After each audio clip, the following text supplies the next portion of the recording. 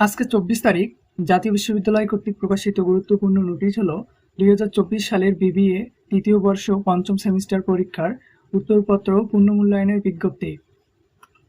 তো যারা যারা এই পুনর্মূল্যায়ন করতে চান, বোর্ড চ্যালেঞ্জ করতে চান, তাদের জন্য এই বিজ্ঞপ্তিটা খুবই ইম্পর্টেন্ট।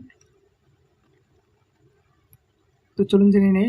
সংশ্লিষ্ট সকলকে জানানো যাচ্ছে যে 2024 সালের বিবিএ প্রফেশনাল তৃতীয় বর্ষ পঞ্চম সেমিস্টার পরীক্ষার উত্তরপত্র পুনর্মূল্যায়নের জন্য আগামী 27/8/2026 তারিখ থেকে 6/9/2026 তারিখ পর্যন্ত অনলাইনে নির্ধারিত ফি 1200 টাকা এখানে দেখতে পাচ্ছেন ব্যাংকে জমা পূর্বক আবেদন করা যাবে।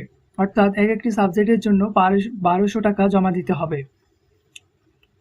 এখন আবেদনের নিয়মাবলী এখানে দেওয়া হয়েছে। পে স্লিপ সংগ্রহ, আবেদনের নিয়মাবলী।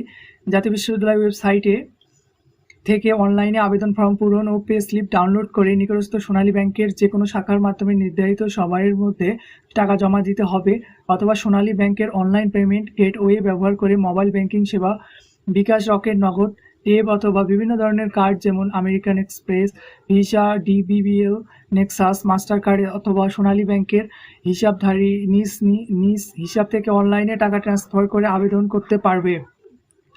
নির্ধারিত সময় পূর্বে অথবা তারপর পরে আবেদন ফর্ম পূরণ করা, পে স্লিপ ডাউনলোড করা এবং টাকা জমা দেওয়া যাবে না।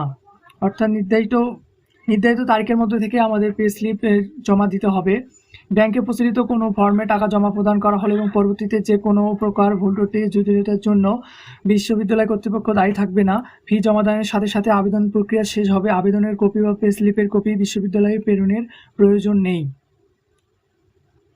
অর্থাৎ আমরা যে পে স্লিপটা পাবো সেটা কোথাও প্রেরণের কোনো দরকার নেই, শুধু আবেদন করে দেব।